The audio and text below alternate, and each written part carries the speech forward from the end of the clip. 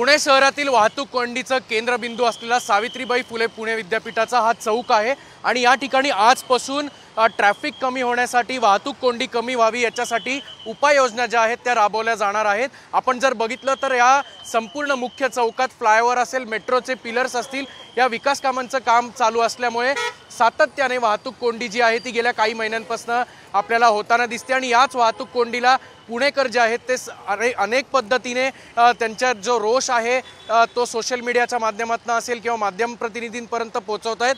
सध्या आपण जर बघितलं तर हा संपूर्ण रस्ता जो आहे तो विद्यापीठाकडे जाणारा सध्या बंद केलेला आहे।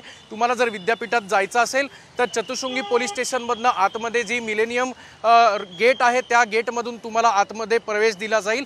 पण त्यापूर्वी आपण जर या ठिकाणी बघितलं तर कुठेतरी एक नवीन उपाययोजना वाहतूक शाखेकडनं करण्यात येते। आपल्याला माहिती आहे की गेल्याच आठवड्यात पुणे पोलीस आयुक्त अमितेश कुमार यांनी महापालिकेचे अधिकारी असतील किंवा इतर जे पदाधिकारी असतील त्यांना देखील खडे बोल सुनावले होते आणि त्यानंतर महापालिकेच्या प्रशासनाकडनं देखील एक जाग त्यांना आली होती आणि त्यानंतर ते आता खडाडून जागे झाले आहेत। सध्या माझ्यासोबत पोलीस उपायुक्त शशिकांत बोराटे आहेत। सर, काय आपण उपाययोजना राबवायला सुरुवात केलेली आहे? आजपासून नेमकं या विद्यापीठ चौकातील वाहतूक कोंडी कमी होण्यासाठी आपण काय इम्प्लिमेंटेशन करतो? गेल्या आठवड्यात माननीय पोलीस आयुक्त पुणे शहर यांनी या ठिकाणी व्हिजिट केली होती। सदरवेळी पोलीस आयुक्तांनी या ठिकाणी होणाऱ्या गर्दीसाठी आणि कंजेशनसाठी जबाबदार घटकांना योग्य सूचना दिल्या होत्या आणि त्यानुसार माननीय पोलीस आयुक्तांनी काही उपाययोजना सुचवल्या होत्या। त्यानुसार आजपासून आम्ही या चौकामध्ये जी वाहतूक होत आहे त्या वाहतुकीमध्ये काही बदल केलेले आहेत। सेनापती बापट रोडने येणारी वाहतूक जी आहे ती बऱ्याच वेळा ही महत्त्वाची आहे। ती मोठ्या प्रमाणावर येणारी वाहतूक आणि जाणारी वाहतूक सेनापती बापट मार्गाकडे, त्याच्यामुळे विद्यापीठ चौकामध्ये कंजेशन होत होतं। सेनापती बापट चौकामध्येच एका पिलरचं काम चालू असल्याने तिथून जी राईट टर्न होता त्या राईट टर्नवर एक प्रकारे तो वाहतुकीला आडवा येत होता म्हणून, आणि त्याचा बॅकलॉगसुद्धा आहे तो विद्यापीठ चौकापर्यंत येत असल्याने विद्यापीठ चौकामध्ये कंजेशन होत होतं। अशावेळी सेनापती बापट रोडवरचा आपण राईट टर्न बंद करून तो कॉस्मॉस बँकेपासून यू टर्न देण्यात आलेला आहे आणि कॉस्मॉस बँकेपासून यू टर्न घेऊन सेनापती बापट रोडकडे नागरिकांना जाता येईल। सर, बेसिकली जर विद्यापीठाचा हा सगळा परिसर आपण बघितला तर कॉलेजचे विद्यार्थी मोठ्या संख्येने येतात, त्याचबरोबर हा संपूर्ण पश्चिम पुण्याचा जाणारा जो भाग आहे तो देखील एक मोठ्या हेवी फ्लोमध्ये असतो। नागरिकांना काय आव्हान असेल पोलिसांकडून?